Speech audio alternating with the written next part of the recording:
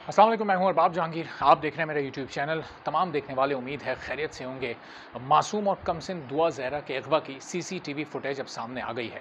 और अब ये सामने आ चुका है। बड़ा वाज़ेह सीसीटीवी फुटेज में देखा जा सकता है, जो अभी कुछ देर पहले ही मैंने देखी है कि दो मोटरसाइकिल पर सवार दो मुलज़िमान आए हैं। किस तरह वो दुआ ज़हरा अपने घर से निकली और वो करीबी मोहल्ले में वाक़ दुकान पर की तरफ जाती है और वो दो मोटरसाइकिल सवार मुस्तकिल उसके पीछे हैं। पीछे नहीं बल्कि वो उससे आगे थोड़ा-सा जाते हैं और उसके आने का इंतज़ार करते हैं। फिर वो दूसरी गली में टर्न होती है, वो वहाँ पहले से मौजूद होते हैं। फिर वो जब एक और टर्न लेती है, तो वो वहाँ भी पहले से जाकर खड़े हो जाते हैं और उसके बाद फिर पता नहीं चलता कि दुआ ज़हरा कहाँ गई। अच्छा, अब आप लोग ये सोच रहे होंगे कि दुआ ज़हरा केस तो इस वक़्त अदालत में चल रहा है और उसकी पेशियाँ हो रही हैं, तो ये दुआ ज़हरा का अगवा कैसे हो गया? तो जनाब, ये मेहदी काज़मी की जो साहबज़ादी जो दुआ ज़हरा काज़मी हैं,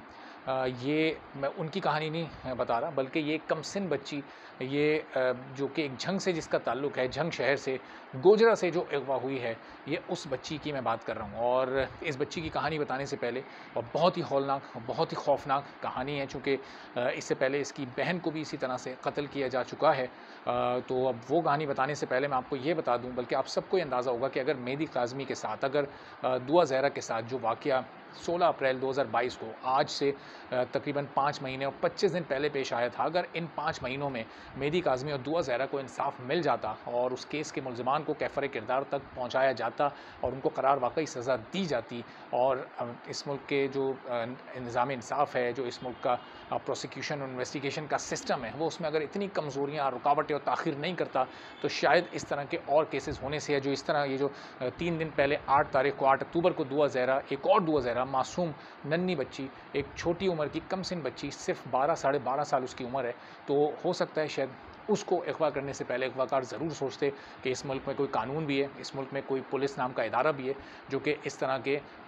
मुलज़मान को, मुजरिमान को पकड़ता है और फिर इस मुल्क की अदालतें उनको सज़ा देती हैं। बहरहाल ये इंतहाई अफ़सोस की बात है कि ये उस केस में तो इंसाफ़ नहीं हो सका। ज़रा इस केस की मैं थोड़ी-सी आपको तफ़सील बता देता हूँ, जो कि दुआ ज़हरा के मामू, जिनका नाम खुदादाद है, जिनके घर में दुआ ज़हरा पिछले 3-4 रोज़ से रह रही थी, बल्कि 4-5 रोज़ से रह रही थी, तो कैसे वो वहाँ पर आई और फिर किस तरह से ये अगवा हुआ। तो ये 4-5 रोज़ पहले अपने मामू खुदादाद के यहाँ, जो कि गोजरा में, गोजरा का एक इलाका है टूबा रोड, और टूबा रोड पर शाह आबाद मोहल्ला है, गरीब लोगों का ये इलाका है। छोटे-छोटे से यहाँ पर घर बने हुए हैं, छोटी-छोटी सी दुकानें हैं। तमाम यहाँ रहने वाले बहुत ही गरीब और सादा से लोग हैं। तो वहाँ पर ये रह रही थी, और ये क्यों रह रही थी? चूँकि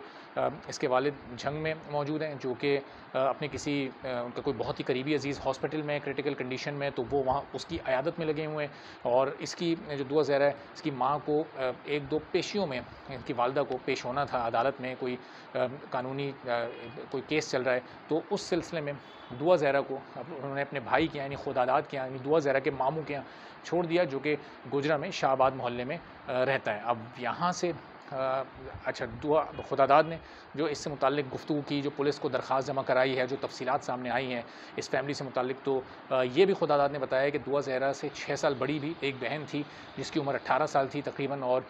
उस बहन को भी इसी तरह से अगवा करके कत्ल कर दिया गया था। तो अब पुलिस को दरख्वास्त खुदादाद ने दी है, इलाका पुलिस को, और उसमें ये ख़दशात भी ज़ाहिर किए हैं खुदादाद ने, और जो गुफ्तगू उसने मीडिया से की है उसमें ये बताया है कि उन्हें ये ख़दशा है कि कहीं दुआ ज़हरा का कोई जाली निकाहनामा उस करके, कोई जाली निकाह उससे करके और ज़बरदस्ती उसको राज़ी करके, और इस तरह गन पॉइंट पर कोई निकाह ना करवा लिया जाए, जिस तरह कि बिल्कुल एक आम सा एक हमारे माशरे में इस वक्त ये सूरत हाल पैदा हो चुकी है। और जो 16 यानी मेहदी काज़मी की जो साहबज़ादी दुआ ज़हरा वाला जो केस है, वो भी अगर आप देखें तो वो पूरा का पूरा इसी पर बेस करता है कि किस तरह ज़बरदस्ती यहाँ पर निकाह करवा लिए जाते हैं। फिर उसके बाद ख़दशा ये भी है कि आपको पता है कि कम उम्र बच्चियों के किस तरह इस माशरे में रेप हो रहे हैं, उनको पकड़ा जाता है, उनको रेप कर दिया जाता है, और कितनी अफ़सोसनाक सूरत हाल है। बहुत सारे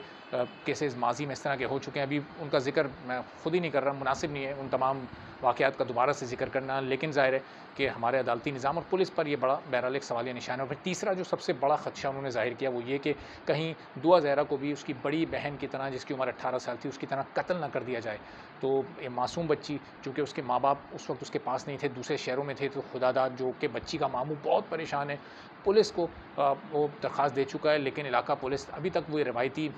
हथकंडों पर उतरी हुई है, वही रिवायती बयानबाजी की जा रही है कि अभी हम सुराग लगाने की कोशिश कर रहे हैं, अभी तक हम कोई कामयाबी हमें मिल नहीं सकी है। सीसीटीवी फुटेज सामने आज आ चुकी है और उस फुटेज में बड़े वाज़ेह मनाज़िर हैं, वो मैं यहाँ पर आपको नहीं दिखा रहा, वो आप अवेलेबल है, उस फुटेज को देखा जा सकता है। तो उस फुटेज के आने के बाद तो पुलिस को बहुत मदद मिल सकती है। वो 2 मोटरसाइकिल सवार बिल्कुल वाज़ेह उस फुटेज में कई मकामात पर नज़र आ रहे हैं, उसके करीब-करीब उसका इंतज़ार करते हुए, उसको देखते हुए नज़र आ रहे हैं। तो अब तक पुलिस क्यों कामयाबी हासिल नहीं कर सकी, और अगर इस केस में भी वही सिलसिला अपनाया गया जो कि मेहदी काज़मी की बेटी दुआ ज़हरा वाले केस में हुआ या बहुत सारी और बच्चियों के केस में हुआ, तो फिर वक्त गुजरने के साथ-साथ इस तरह के बहुत केसेस सामने आते रहेंगे। अगर इस तरह के केसेस को रोकना है तो वो दुआ ज़हरा वाला 16 अप्रैल वाला केस ही मिसाल बन जाना चाहिए था। वो उसके ज़रिए पूरे मुल्क को ये पैगाम दिया जा सकता था कि इस तरह की कार्रवाई करने का कोई सोचे भी ना, वरना देखो ये इबरत का निशाना हमारे मुल्क का कानून उसको बना देगा। लेकिन अफ़सोस की बात है कि ऐसा नहीं हुआ। चलें अब इस केस को एक मॉडल केस के तौर पर, एक टेस्ट केस के तौर पर लें, और जो गुजरात की पुलिस है, जो पंजाब की पुलिस है, उस पर यह बड़ी भारी ज़िम्मेदारी आयद होती है कि वो खुदादाद को पहले तो बच्ची को बाजियाब कराएँ, सबसे पहले तो दुआ ज़हरा को बाजियाब कराएँ, ताकि फिर खुदादाद जो बच्ची का मामू है उसको इंसाफ़ मिल सके, बच्ची की वालिदा, बच्चे के बाप को इंसाफ़ मिल सके। और ये जो 2 मुल्ज़िमान हैं, ये क्या किसी गैंग के लिए काम करते हैं? क्यों इन्होंने ये अगवा की वारदात की है? इनको पकड़कर फ़ौरी तौर पर करार वाक़ई सज़ा मिलनी चाहिए, और इतनी लंबी समातें नहीं जिस तरह से 5-6 महीने से दुआ ज़हरा जो मेहदी काज़मी वाला केस है, ज़हीर वाला जो केस है, वो चलता आ रहा है। अगर उसकी तरह ये केस चलता रहा तो फिर यही 6-7 माह बाद हम यही बात कर रहे होंगे कि बच्ची का मेडिकल आज हो रहा है, आज उसकी समाअत हो रही है, अगली समाअत में हो जाएगा, आज जज ने ये कह दिया, आज वकील ने ये रिमार्क्स दे दिए, आज वो ज़हीर के वकील ने इस तरह से समाअत को टाल दिया। अगर इसमें भी इसी तरह से हुआ तो अगले 6 माह में न जाने कितनी दुआ ज़हरा और इस तरह की मासूम बच्चियाँ फिर इन कार्रवाइयों की भेंट चढ़ जाएंगी। तो खुदारा पुलिस वाले भी और जो अदालती निज़ाम है उसको भी इस तरह के केसेस पर रोज़ाना की बुनियाद पर समाअत करके और इनको चंद हफ्तों में निपटाने की कोशिश करनी चाहिए। अब जैसे जैसे इस हवाले से मज़ीद अपडेट्स आती रहेंगी, मैं आपको अपडेट करता रहूँगा। और जो लोग चैनल पर नहीं है उस वाक़ये से और दीगर ख़बरों से बाखबर रहना चाहते हैं तो चैनल को सब्सक्राइब कर लें। इजाज़त दीजिए, अगली वीडियो में फिर आपसे मुलाकात होती है। अल्लाह हाफ़िज़।